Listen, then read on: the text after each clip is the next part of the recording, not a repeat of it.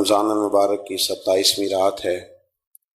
امام اعظم ابو حنیفہ رحمۃ اللہ علیہ سمیت بہت سارے بزرگ یہ فرماتے ہیں کہ یہی لیلۃ القدر کی رات ہوتی ہے، اگرچہ وہ اس بات کو طے نہیں کرتے، لیکن فرماتے ہیں یہی اکثر ہم نے اسی مقام پر لیلۃ القدر کو پایا ہے۔ نبی رحمت علیہ الصلوۃ والسلام نے صحابہ کرام علیہم رضوان کے سامنے گزشتہ امتوں کے احوال ذکر فرمائے کہ 1,000 سال ان کی عمریں ہوتی تھی، 1500 سال تک وہ زندہ رہتے تھے۔ تو صحابہ کے دلوں میں تجسس پیدا ہوا کہ اگر عمر 1000 سال ہوگی تو نماز بھی تو 1000 سال ہی پڑھیں گے نا، اگر عمر 1500 سال ہوگی تو روزے، عبادتیں، یہ سارے کام بھی تو بڑے زیادہ کرتے ہوں گے۔ تو یہ شوق جب پیدا ہوا تو اللہ کریم نے فرمایا کہ محبوب میں ایک رات دیتا ہوں، لیلۃ القدر خیر من الف شہر، جو رات ایک ہوگی پر 1000 مہینے سے بہتر ہوگی، 1000 مہینے سے۔ یہ رات اگر کسی کو میسر آ جاتی ہے اور پھر وہ صدق دل کے ساتھ، یعنی توجہ کے ساتھ، انہماک کے ساتھ، احتساب کی نیت سے، گناہوں کی معافی کی نیت سے اگر وہ اس رات کا قیام کرتا ہے، عبادت کرتا ہے، ذکر کرتا ہے، دعا کرتا ہے، تو محبوب کریم علیہ السلام نے وعدہ فرمایا ہے کہ اللہ اس کے پچھلے سارے گناہوں کو معاف فرما دے گا۔ دین، شریعت، قرآن، اسلام یہ بحث کرنے نہیں آیا دنیا میں۔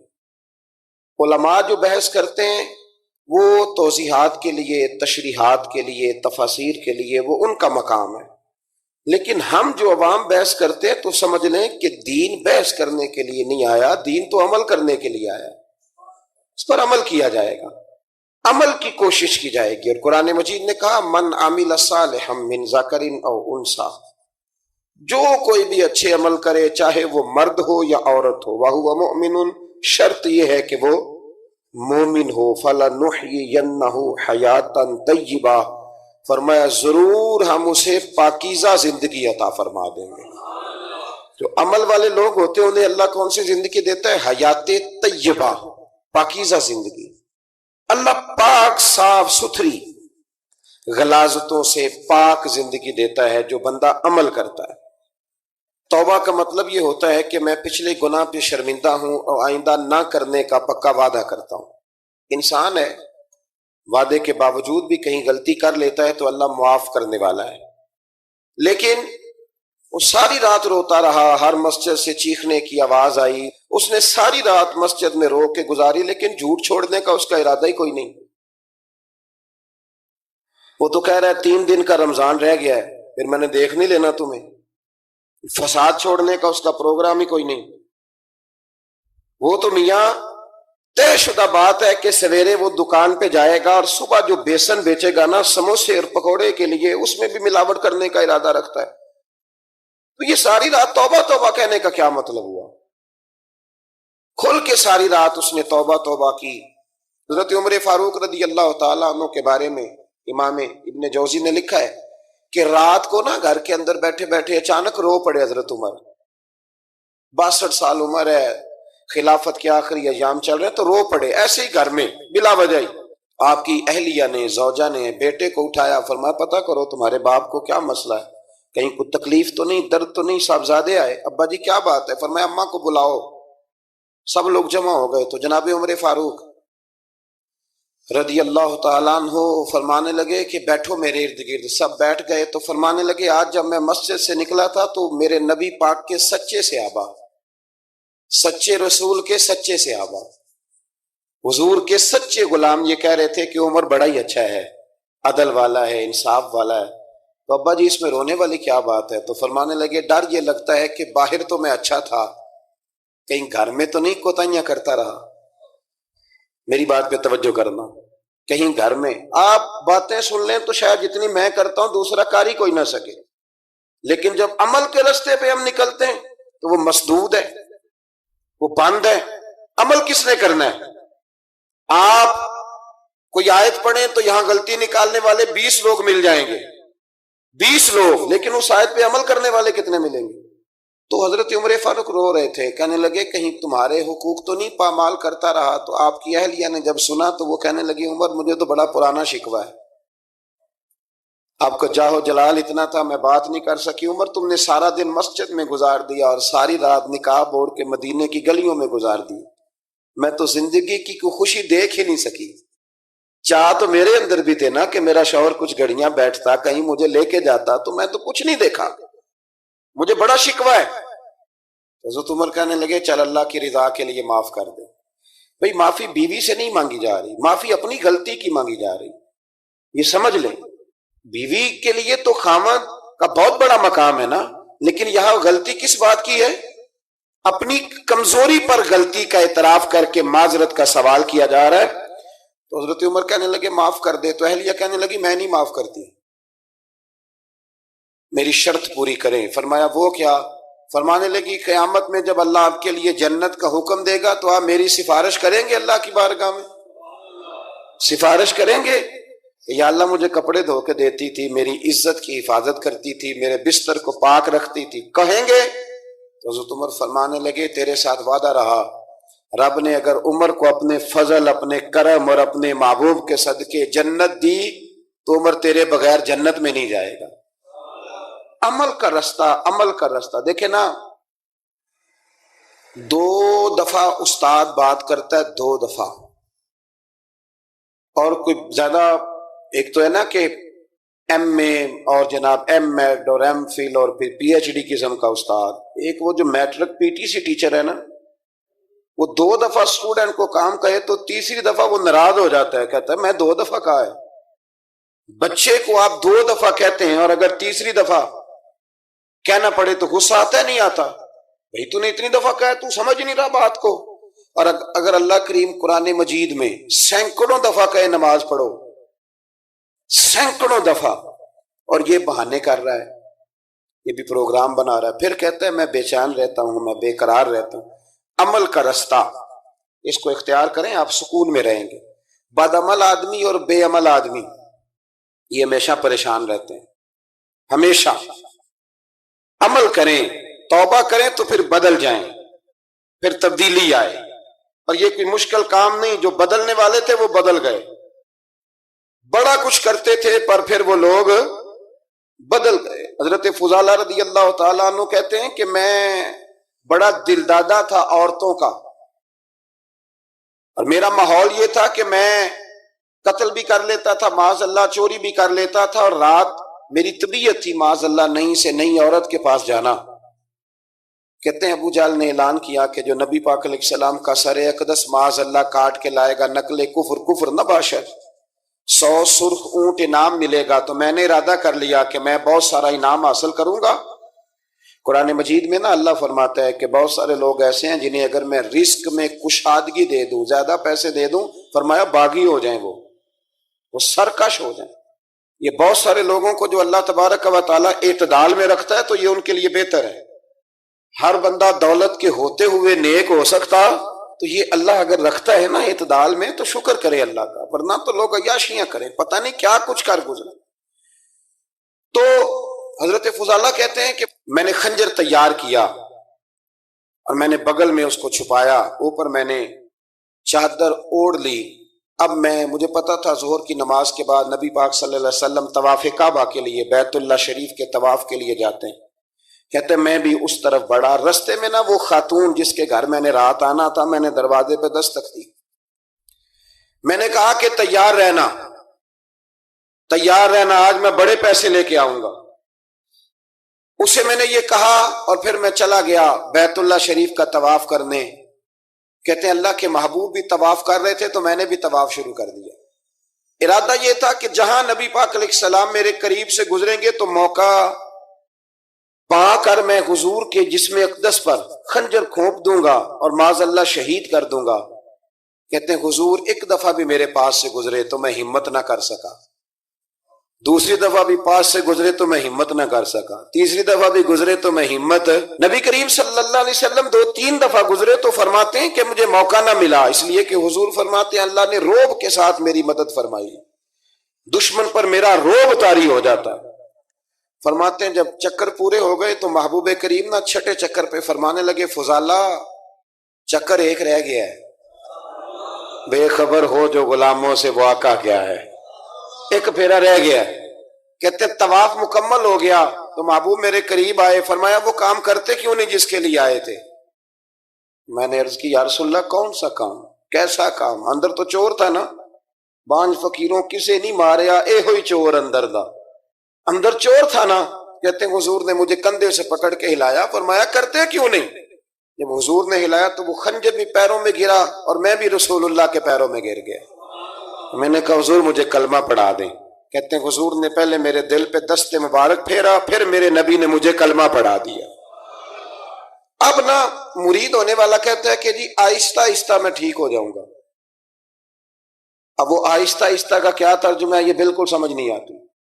بھئی کسی بندے سے 5 لاکھ روپیہ لینا ہے تو اس سے وہ کہتا ہے جی میں آہستہ آہستہ دوں گا، 500 روپیہ دے دیا کروں گا روز کا، تو کہتے ہیں میری رقم خراب ہوتی ہے، پورے دو۔ اور نیکی کی بات جب آتی ہے تو کہتے ہیں حضرت صاحب دین اتنا سخت نہیں ہے، میں آہستہ آہستہ ٹھیک ہو جاؤں گا۔ اب میں مغرب عشاء پڑھنی شروع کر دیا میں نے، اب میں تسبیح لے لی ہے، کل میں نے بھی آہستہ آہستہ میں ٹھیک ہو جاؤں۔ یعنی رقم لینی ہو تو وہ آہستہ آہستہ قبول نہیں ہے، لیکن اور مکان کی رجسٹری اگر کرانی ہو تو مالک مکان کہے گے آہستہ آہستہ کرا لو، کہتے ہیں پیسے پورے دیے، سویرے چل اور بیان دے۔ یہ کیا بات ہوئی؟ یہاں یہ جو ہمارا ماحول تھا نا کر لیں گے ہو جائے گا، یقین کریں لوگ قبروں میں چلے گئے ہیں پر مسجدوں میں نہیں آئے۔ ہر کام سے لوگ ریٹائر ہوئے پر گناہوں سے ریٹائر نہیں ہوئے، آخر تک تباہی اتر گئی لیکن لوگ بدلنے کو تیار نہ ہوئے۔ حضرت فضالہ کہتے ہیں ابھی میں نے کلمہ پڑھا، ابھی میں واپس آیا، رستے میں وہ بی بی کھڑی تھی، کہتے ہیں میں وہ شخص تھا کہ عورتیں مرتی تھی میرے اوپر اور کسی کی جرت تھی کہ وہ آئیں بائیں شائیں کرے، لیکن فرماتے ہیں میں بی بی کے پاس سے گزر گیا۔ پہلے تو اس کا خیال تھا رکے گا، لیکن جب میں رکا نہ تو دروازے پہ آئی، اور جب میں گزر گیا تو اس نے آواز دی، لیکن میں نے سنی انسنی کر دی۔ جب آگے بڑھا تو میرے پیچھے دوڑی۔ فرماتے ہیں مجھے پکڑ کے کہنے لگی فضالہ تجھے کیا ہوا، تو وہی نہیں جو یہاں سے گیا تھا؟ آپ فرماتے ہیں میں کبھی نہیں رویا تھا، میں کبھی نہیں رویا تھا۔ اور جب کہا نا تو وہی نہیں، کہتے میں نے سر اٹھایا تو میری آنکھوں میں آنسو تھے۔ میں نے کہا میں جو گیا تھا وہ نہیں ہوں، اب تو میں محمد عربی کا غلام بن گیا، اب میں وہ نہیں ہوں، اب نہیں ہو سکتا کہ کوئی میری نظر میلی ہو جائے، یہ کیسے ممکن ہے؟ اب نا اسلام کی تعریف ہم نے یہ کی ہے کہ خبردار کوئی ہمارے قریب نہ آئے، ہم کسی کو بات نہیں کرنے دیتے کہ ہم مسلمان ہیں، ہم بات نہیں کرنے دیتے۔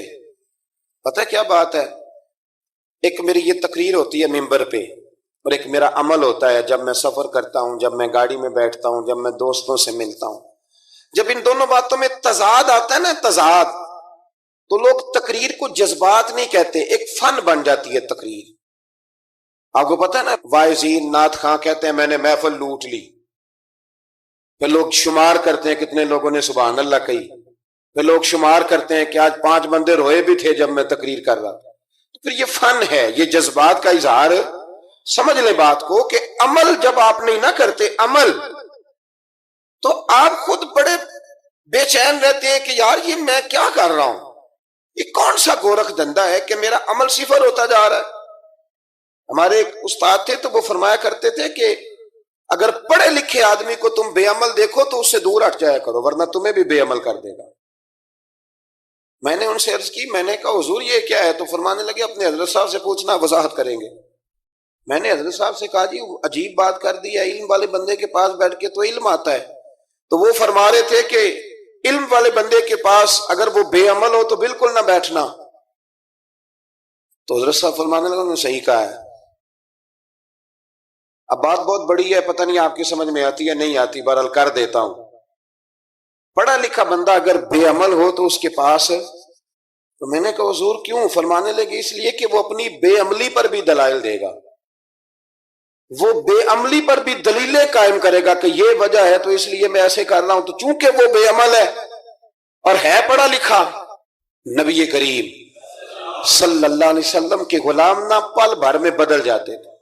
اور اللہ تعالیٰ بھی نا بڑے موقع دیتا ہے ہمیں، بڑے موقع۔ حضور نے فرمایا جس نے ایمان اور احتساب کی نیت سے روزے رکھے وہ نئی زندگی کا آغاز کرے، اس لیے کہ اللہ نے اس کے پچھلے سارے گناہ معاف فرما دیے۔ میرے نبی کریم علیہ الصلوۃ والسلام نے فرمایا جو شخص بیمار ہو گیا، مریض ہو گیا، اور نسائی شریف میں فرمایا کہ 3 دن تک بستر پہ رہا اور اس نے شکوہ نہ کیا اللہ کا، اور جب وہ شفا یاب ہو کے بستر سے اٹھا ہے نا، تب اللہ نے اس کے پچھلے سارے گناہ معاف فرما دیے۔ اور فرمایا جو حج کرنے گیا، حج کر کے واپس آیا، اللہ کے حبیب فرماتے ہیں یوں سمجھے کہ میں آج ہی ماں کے پیٹ سے پیدا ہوا۔ بڑے موقع اللہ نے دیے، بڑے موقع، بڑے سارے موقع عطا فرمائے کہ میں تیرے پچھلے گناہ معاف کر دوں گا، تو بھی تو نئی زندگی کا آغاز کرنا، تو بھی تو شروع کرنا نئے سرے سے، تو بھی تو بدل کے آنا، تو بھی تو اپنے اندر تبدیلی پیدا کرنا۔ سالوں بیت گئے، ہمیں سالوں بیت گئے، تقریر کرتے، تقریر سنتے، قرآن سنتے، پورا پورا قرآن سنتے، ترجمہ اور تفسیر لوگوں نے پڑھ پڑھ کے بڑا بڑا جگہوں پہ لوگ دلائل دیتے، بات کرتے۔ کب وہ وقت آئے گا جب ہم عمل کریں گے؟ تھوڑا تھوڑا مجھے سفر کرنا پڑتا ہے، دنیا میں گھومتا رہتا ہوں، تو کچھ چیزیں ایسی ہوتی ہیں جو کبھی کبھی انوکھی ہو جاتی ہیں۔ میں ایک جگہ پہ تھا تو وہاں 4 5 6 عمرے کے ٹکٹ تھے محفل میں، تو ہمارے آپ کو پتہ ہے نا وہ جو دلیلوں والے لوگ ہیں ان بیچاروں کو بھی کوئی دلیل نہیں ملتی۔ تو ایک صاحب مجھے کہنے لگا جی عمرے کا ٹکٹ دینا جائز ہے قرآن اندازی کر کے؟ میں نے کہا یار چلو جائز ہی رہنے دو، تیری مہربانی، کہ اب اس پہ بھی اعتراض آ گیا ہے۔ میں نے کہا 100% جائز ہے، کوئی اس میں کوئی ایسی بات نہیں ہے، لیکن اندازی تو شروع ہو گئی جو حدیث میں نہیں آئی، عمرے کے ٹکٹ والی ہے جائز، اور نبی پاک نے جس قرآن اندازی کا کہا تھا وہ کب ہوگی؟ حضور نے فرمایا تمہیں پہلی صف کے ثواب کا پتہ چل جائے تم قرآن اندازی کرو، وہ کس دن کرنی ہے، کس مسجد میں ہوتی ہے؟ حضرت عبداللہ ابن مسعود فرماتے ہیں تمہیں پتہ چلے اذان کا ثواب کتنا، تم قرآن اندازی کرو۔ کب کرنی ہے؟ کون پڑھے گا اذان؟ کون یہ آگے بڑھ کے کام کرے گا؟ بھئی جو قرآن اندازی حدیث میں ہے وہ کب ہوگی؟ یہ تو قرآن اندازی شروع ہو گئی اور ہو رہی ہے، اب تو لوگ جہیز دینے لگے ہیں قرآن اندازی کر کے، یہ ماحول بن گیا۔ دین عمل کرنے کے لیے آیا ہے، جو حکم میرے نبی پاک کے غلاموں کو ملا انہوں نے عمل کر کے دکھایا، انہوں نے عمل کر کے دکھایا، وہ عمل کے میدان کے لوگ تھے۔ حضرت ابوبکر صدیق سے زیادہ روایات مروی نہیں ہیں، اگر ڈھونڈنے نکلو گے تو زیادہ قول نہیں ملیں گے ان کے۔ اللہ تعالیٰ نے اس آیہ مقدسہ کے اندر ارشاد فرمایا کہ وَإِنَّكَ لَعَلَىٰ خُلُقٍ عَظِيمٍ، اے محبوب علیہ السلام بے شک ہم نے آپ کو عظیم اخلاق عطا فرمائے، آپ عظیم اخلاق پر ہیں، آپ خلق عظیم کے مالک ہیں۔ انسانی زندگی کے اندر کچھ چیزوں کی اور کچھ رویوں کی بڑی زیادہ ضرورت ہوتی ہے۔ یہ جو انسان کے اخلاقی رویے ہوتے ہیں نا، یہ بھی بڑی اہم ضرورت ہوتے ہیں انسانی زندگی کو گزارنے کے لیے۔ اگر رویوں میں اخلاق نہ ہو، لہجوں میں خوبصورتی نہ ہو، تو انسان کے لیے وقت گزارنا نہایت مشکل ہو جاتا ہے۔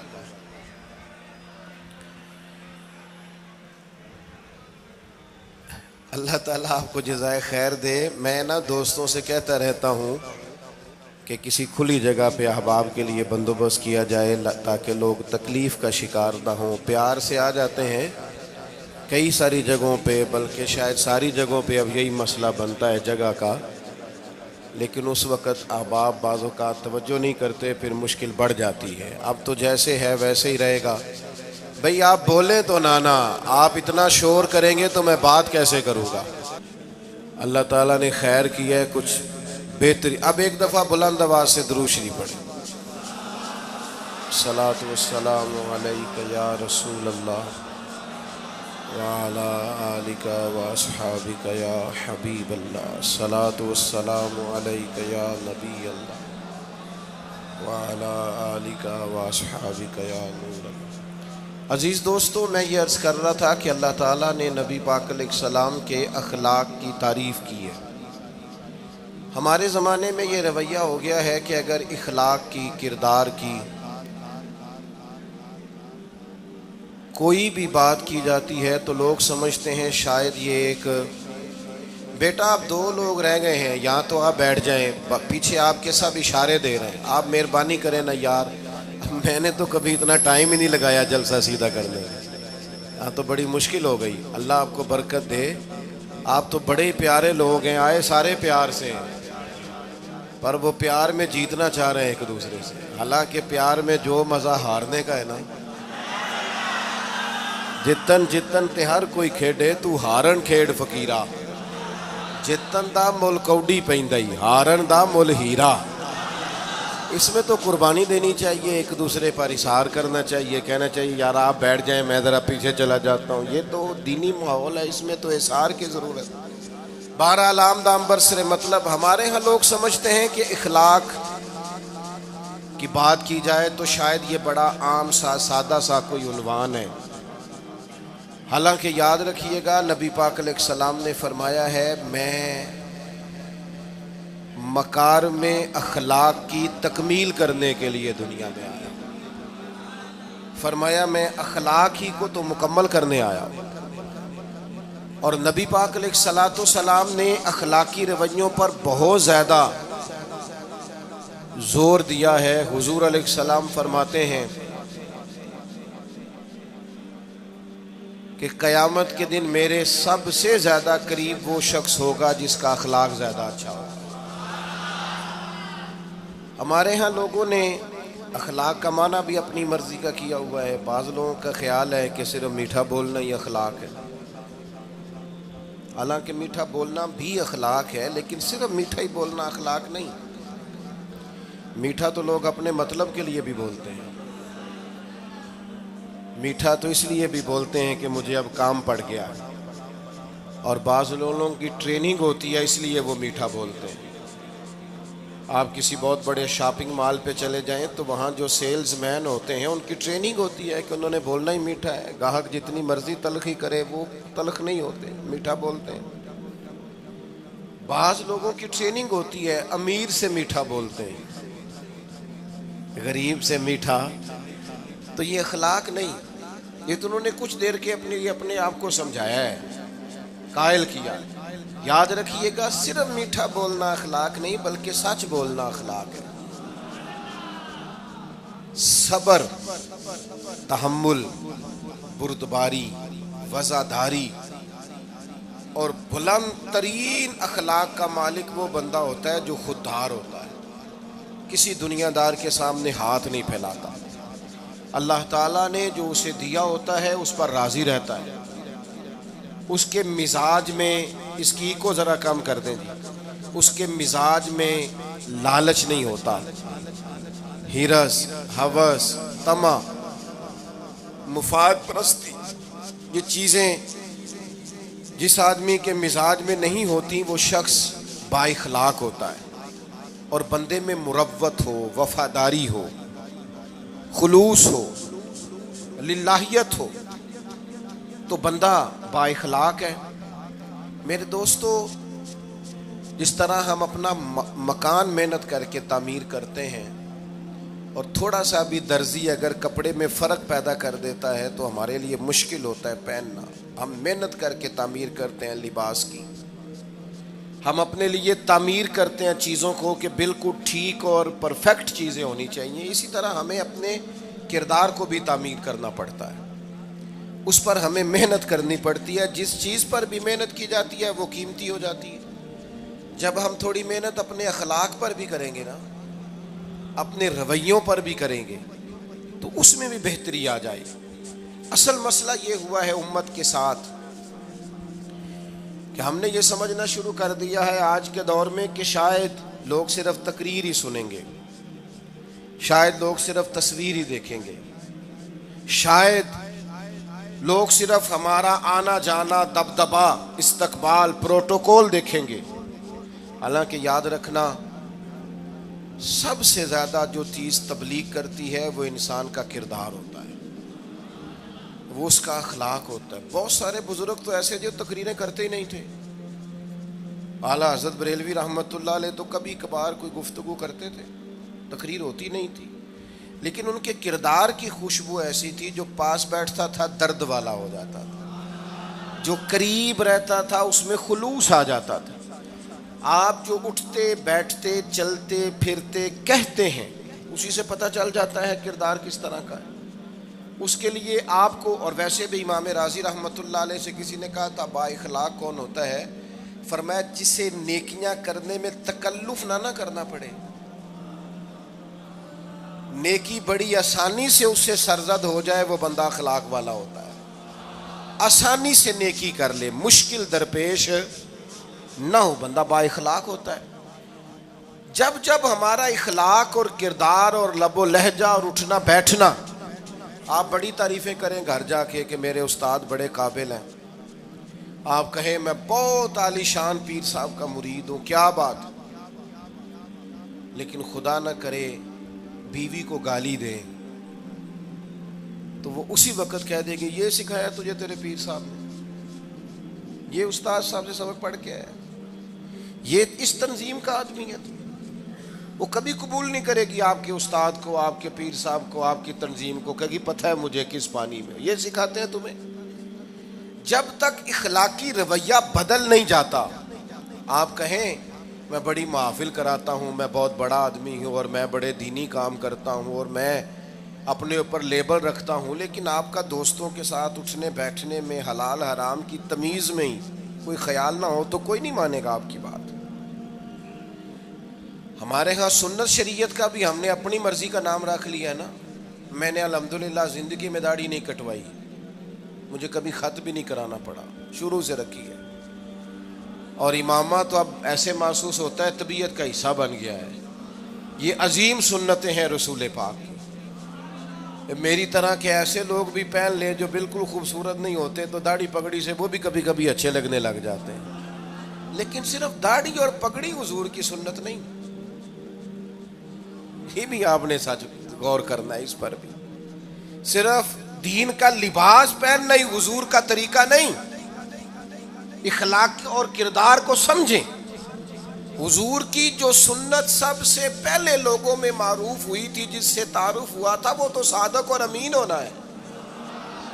او بھائی سچ بولنا بھی تو حضور کی سنت ہے نا، دیانتدار رہنا بھی تو نبی پاک کا طریقہ ہے نا۔ آپ صرف ایک مخصوص لباس پہن لیں فقط اور باقی چیزوں سے آپ آزاد ہو جائیں گے، ہو سکتا، میں اکثر کہتا ہوں کہ مسواک لے کر دانت صاف کرنا بھی حضور کی سنت ہے اور دل صاف رکھنا بھی حضور کی سنت ہے۔ صرف مسواک والی سنت پہ غور ہے، ترمذی میں حدیث ہے، حضور علیہ السلام نے فرمایا اے انس ہے میرے بیٹے، تم سے ہو سکے تو صبح اس حال میں کرنا کہ تمہارے دل میں کسی کا بغض نہ ہو، اور حضور فرمانے لگے یہ میری سنت ہے۔ صبح اٹھتے ہی پہلے دل کو ٹٹولنا، اس میں کسی کے لیے عداوت نہ۔ اخلاقی رویوں پر توجہ دینے کی ضرورت۔ ہم میں سے نا بہت سارے لوگوں کی شان ہوتی ہے، پیر صاحب کی، علامہ صاحب کی، استاد ہوں، میں ٹیچر ہوں، میں پڑھا لکھا ہوں، میں مالدار ہوں، میں گھر کا بڑا ہوں۔ ہم خود بخود اپنی کوئی نہ کوئی شان بنا لیتے ہیں، کوئی آپ کی کسی نسبت سے عزت کرے تو اچھی بات، ہم خود بخود اپنی کوئی شان بنا لیتے ہیں، پھر ہم عزت کا مطالبہ کرتے ہیں۔ نتیجہ کیا نکلتا ہے؟ نتیجہ یہ نکلتا ہے جہاں ہمیں احترام کرنا چاہیے وہاں بھی ہم احترام کر نہیں پاتے۔ اور میرے دوستو یاد رکھو، سیدہ عائشہ صدیقہ رضی اللہ تعالیٰ عنہ فرماتی ہیں نبی پاک علیہ السلام جتنی دیر گھر رہتے تھے نا، گھر کا کوئی نہ کوئی کام ہی کرتے رہتے تھے۔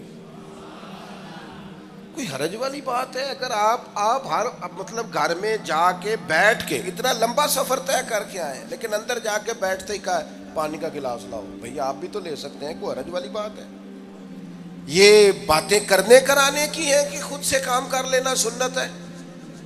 آپ نے 2 منٹ لگائے ہیں اور آپ نے کسی پر روب ڈال کے آپ فارغ ہو گئے۔ اخلاقی رویوں میں سب سے زیادہ ضروری تو دوسرے کا احساس کرنا ہوتا ہے۔ اخلاقی رویوں میں سب سے زیادہ حاجت تو دوسرے کی تکلیف اور شدت کا احساس کرنے کی ہوتی ہے۔ میرے صاحب فرمایا کرتے تھے 10 منٹ کیوں انتظار کراتے ہو لوگوں کو؟ تم نے ممبر پہ کہا تھا میں 2:15 بجے جماعت کراؤں گا، 2:16 کیسے ہوئے؟ تمہیں اس کا پاس ہونا چاہیے تھا، تمہیں خیال ہونا چاہیے تھا کسی شخص کو کسی وجہ سے کوئی تکلیف، کوئی کسی اذیت کا شکار کیوں ہو، کوئی پریشان۔ میں اب تو الحمدللہ آپ اتنی بڑی تعداد میں آ گئے کہ جگہ آپ کے لیے مشکل ہو گئی، ورنہ شروع میں جب میں محافل کا ٹائم دیتا تھا تو میں وقت پہ چلا جاتا تھا۔ اگر کسی سے کہا ہے نا کہ 6 بجے آئیں گے تو 6 بجے چلے گئے، وہ کئی والی گھر والے پوچھتے سن تسی آ بھی گئے ہو، تو میں کہندا سانو تسی ویلے ہیں سمجھ لو، ہمارا مزاج نہیں ہے نا جی۔ بلکہ ایک تقریب میں مجھے دعوت دی گئی تو اس پہ لکھا تھا 6 بجے، تو میں وہاں پہنچا تو میزبان بھی نہیں آئے تھے۔ مجھے بتائیں شادی کا کارڈ سارا خاندان بیٹھ کے لکھتا ہے نا، روانگی برات 1 بجے جاتی ہے برات، مشترکہ جھوٹ بولا سارے خاندان نے، یہ رونے کی بات ہے، ہنسنے کی تھوڑی ہے۔ مسلمان اور جھوٹ بولے، مشترکہ طور پہ کہا یہ جھوٹ ہے۔ محفل ہوگی بعد از نماز عشاء، تو ختم کب ہوگی یہ بھی تو بتائیں۔ آپ نے قوم کو تو ایک شخص کا بتایا تھا کہ فلاں صاحب خطاب کریں گے، یہ مقامی قومی عالمی شہرت یافتہ، یہ کہاں سے آ گئے؟ کیوں تکلیف دی گئی؟ بلکہ ہم نے تو منصوبہ بندی کی ہے کہ لوگ ہمارے جلسوں میں نہ آئیں۔ ستائے اتنا ہے، ایک جگہ پہ میں حاضر تھا تو 1:30 بجے مجھے مائک دے رہے تھے، اب تو میں جاتا نہیں ہوں، رات کو چھوڑ دیا ہے۔ 1 بجے رات کو مائک دے رہے ہیں تو نقیب بیچارہ رٹی رٹائی بات کر رہا ہے، کہتا ہے بلا تاخیر۔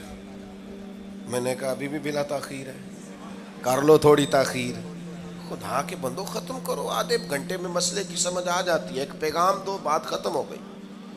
اتنا الجھاؤ اور اتنا بات کو کھینچنے کا معنی کیا؟ اپنے رویوں کے اندر۔ میں چلا گیا 6 بجے تو میزبان صاحب بھی نہیں آئے تھے، تو وہ تقریب کب شروع ہوئی؟ 9 بجے۔ تو میں نے ان سے کہا غور سے دیکھ لو کہیں میں تو نہیں الٹا پڑتا رہا، 9 اور میں 6 سمجھتا رہا ہوں۔ یہ چھوڑے ان چیزوں کو، اپنی زندگی میں آپ نظم پیدا نہیں کریں گے تو کوئی کام کیسے کریں گے؟ حضرت حکیم الامت مفتی احمد یار خان صاحب نعیمی رحمۃ اللہ علیہ، مفتی صاحب رحمۃ اللہ علیہ جب جمعے والے دن الحمدللہ کہتے تھے نا تو پورا 1 بجا ہوتا تھا۔ لوگ گھڑی کو کہتے تھے تو غلط ہو سکتی ہے، پر مفتی صاحب پورے ٹائم پہ الحمدللہ کہتے ہیں۔ بلکہ ان کے بارے میں معروف ہے کہ وہاں ایک ذمہ دار تھا، بھینسوں کا دودھ دھوتے ہیں نا دیہاتی لوگ، تو عصر کی اذان سے 5 منٹ پہلے مفتی صاحب مسجد تشریف لے جاتے تھے۔ یہ اخلاق ہے، یہ آپ کا رویہ ہے، یہ آپ کا انداز ہے۔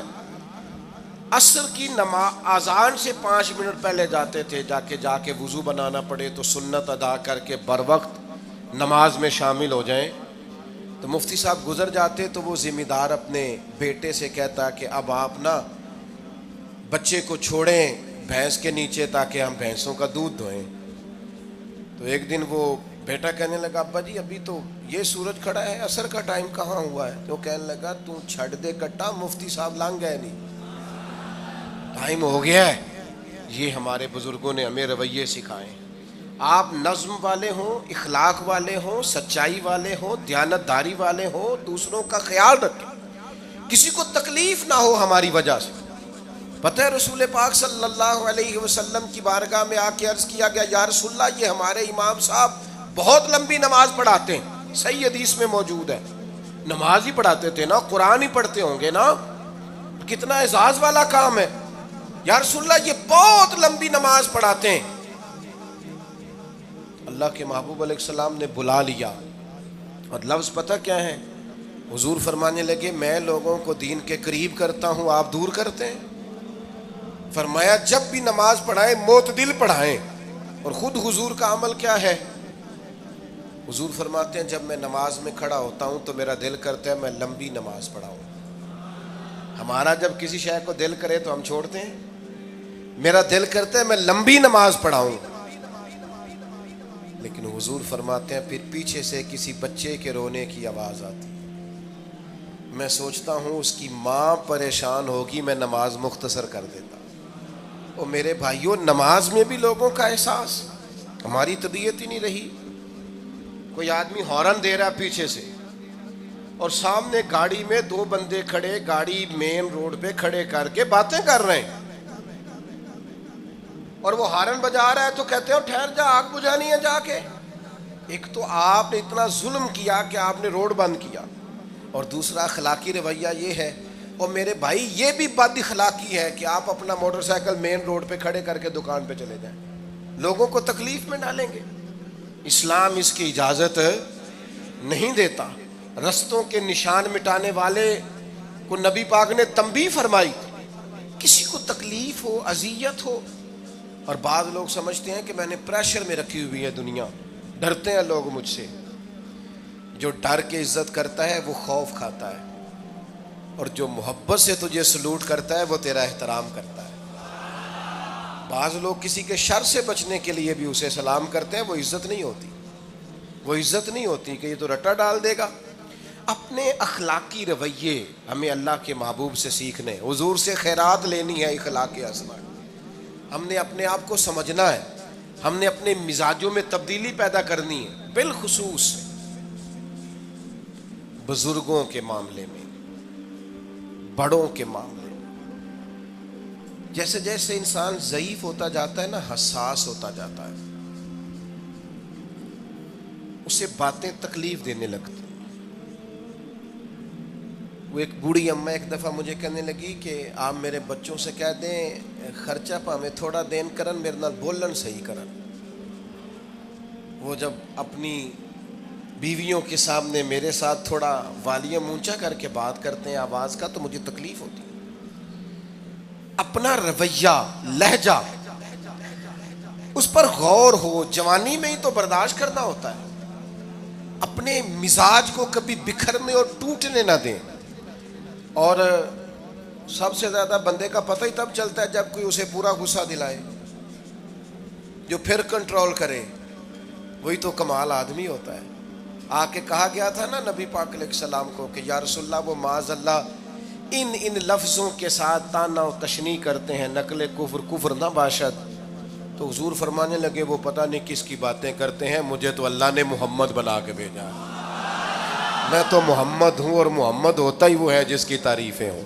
وہ پتہ نہیں کس کی باتیں کر رہے ہیں، چھوڑو، وہ پتہ نہیں اس کی بات کر رہے ہوں گے جس کا وہ معاذ اللہ نام بگاڑتے ہیں۔ میرے عزیز، تھوڑا سا برداشت، اور آپ جملوں سے غور کریں، کسی کے لہجے سے غور کریں کہ وہ بندہ کہیں تکلیف میں تو نہیں، آزمائش میں تو نہیں۔ میں پہلے مختصر تقریر کرنا چاہ رہا تھا، اب آپ لوگوں نے اور مختصر کرا دیا مجھ سے، تو میں بس بات کو سمیٹنے لگا ہوں، آپ غور فرمائیں گے۔ ایک دن نبی پاک علیہ السلام نے سید عائشہ صدیقہ رضی اللہ تعالیٰ عنہ سے فرمایا، حضور فرمانے لگے عائشہ جب آپ مجھ سے خوش ہوتی ہیں تب بھی مجھے پتہ چل جاتا ہے، اور جب آپ کے دل میں کوئی بات ہوتی ہے تب بھی پتہ چل جاتا ہے۔ تو سیدہ پاک عرض کرنے لگی حضور مجھے میری ماں روئے، میں اور آپ سے ناراض۔ تو کریم فرمانے لگے بتاؤں پھر؟ یا رسول اللہ فرمائیے۔ حضور فرمانے لگے عائشہ آپ کبھی کبھی قسم اٹھاتی ہیں؟ یا رسول اللہ اٹھاتی ہوں۔ فرمایا جب آپ خوش ہوتی ہیں تو کہتی ہیں مجھے رب محمد کی قسم، اور جب دل میں کوئی بات ہوتی ہے پھر کہتی ہو جناب ابراہیم خلیل کے رب کی قسم، پھر حضرت ابراہیم کی نسبت سے قسم اٹھاتی ہو۔ تو جناب عائشہ کہتی ہیں حضور کی بات سن کے جو میرا حال تھا میں بتا نہیں سکتی۔ یا رسول اللہ آپ اتنا خیال کرتے ہیں؟ یہاں تک خیال فرماتے ہیں کوئی کیا بول رہا ہے؟ کہتی میں نے فوراً عرض کی کہ یا رسول اللہ مجھے رب محمد کی قسم ہو، میری زبان سے نام ہی جاتا ہے، میرے دل میں آپ ہر وقت موجود رہیں گے۔ دل میں آپ احساس پیدا کریں گے، آپ تھوڑا سا غور کریں، آپ کسی کی تکلیف کے بارے میں حساس ہوں گے۔ میرے بھائی پتہ کیا ہوتا ہے، 2 منٹ کا غصہ ہوتا ہے ہمارا، اور کئی دفعہ عمر بھر کا پچھتاوا چھوڑ جاتا ہے۔ ہمیں احساس ہوتا ہے ہم سے غلطی ہو گئی، ہمیں خیال ہوتا ہے کہ یہ لفظ مجھے کہنے نہیں چاہیے تھے، پر ہم سے سرزد ہو جاتے۔ میں میں ذاتی طور پہ آپ سے ایک بات عرض کروں، یہ میں ابھی آیا ہوں نا تو دوست پکڑتے ہیں، دوڑتے ہیں، خیر اب فرق بھی ہے پکڑنے والے میں، پہلے دعا لینے والے ہوتے تھے، اب سارے فوٹو لینے والے ہوتے ہیں، یہ بھی مسئلہ ہے۔ اور بعض لوگوں کو فوٹو چاہیے ہوتی ہے، باقی جو ہوتا ہے ہو جائے، اس سے غرض نہیں ہوتی۔ میں نے بہت ساری جگہوں پہ جانا چھوڑ دیا ہے، اس کی وجہ یہ ہے کہ میری وجہ سے لوگوں کو تکلیف ہوتی ہے۔ اب میں یہاں موجود ہوں، یہاں سے مجھے آگے بڑھنا ہے، اب جہاں مجھے آگے جانا ہے وہ مجھے اس بات کی اجازت نہیں دے رہی چیز جہاں مجھے پہنچنا ہے کہ میں رکوں اور ایک ایک آدمی سے ملوں۔ جہاں ہمیں کہیں اور جانا ہوتا ہے وہ یہ تو پوچھتے ہی نہیں کہ آپ نکلے ہیں کہ نہیں نکلے، وہ تو کہتے ہیں کتنے پہنچے ہو۔ اب اتنی گنجائش نہیں ہوتی، لوگ آ رہے ہوتے ہیں۔ میں داتا صاحب رحمۃ اللہ علیہ چلا گیا حاضری دینے کے لیے، اس قدر دوڑ دھوپ ہوئی، لوگ اس طرح بھاگے، ظاہر ہے کچھ قرآن مجید پڑھ رہے ہوں گے، کچھ عبادت کر رہے ہوں گے۔ کئی دنوں تک میری طبیعت پہ بوجھ بنا رہا کہ تیری وجہ سے لوگوں کو تکلیف۔ بہت ساری جگہوں پہ نہیں جاتا، سائڈ پہ ہو جاتا۔ کیوں؟ تکلیف ہوتی ہے لوگوں کو، پریشانی ہوتی ہے۔ ہمارا یہ تو مزاج ہے نہیں الا ماشاء اللہ کہ ہم کسی معاملے میں حالات کی نزاکت کو بھی سمجھیں گے، لیکن وہ چیزیں بوجھ بن جاتی ہیں بعض اوقات، اور یہ بوجھ ہمیں لینا چاہیے۔ ایک ہے کہ ہم لذت کشید کریں کہ دیکھا لوگ کیسے بھاگ رہے ہیں، اوہ کیا بات، یہ نفس کے لیے تسکین ہے پر تھوڑی دیر کی۔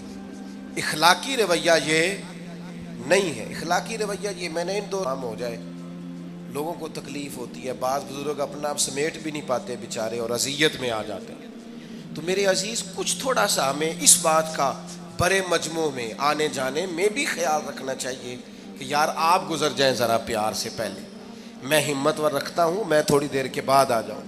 لیکن وہ ہمارے ہاں بس میں چڑھنا ہو، کسی اجتماع سے نکلنا ہو، جانے ہمیں کیا ہو جاتا ہے۔ اور پروٹوکول والوں کو بھی چاہیے کہ تھوڑی دیر کے لیے پروٹوکول چھوڑ دیں، وہ بھی ذرا سادگی سے ہو جائیں، کچھ فرق پڑتا۔ جب تک ہم یہ احساس پیدا نہیں کرتے ہمارا اخلاق درست ہو سکتا، اپنے اندر بالخصوص اور تھوڑی دیر کا غصہ ہوگا آپ کا، پچھتاوا چھوڑ جائے گا، اس غصے کو چھوڑ ہی دیں تھوڑی دیر کے لیے، 2 منٹ کے لیے چھوڑ دیں، کوئی سخت بات ہی کرے گا نا، برداشت کریں۔ حضرت عمر بن عبدالعزیز گزر رہے تھے، رات کا وقت تھا، لکڑی کے جوتے پہنے ہوئے تھے، کھڑاؤں جن کو کہتے ہیں۔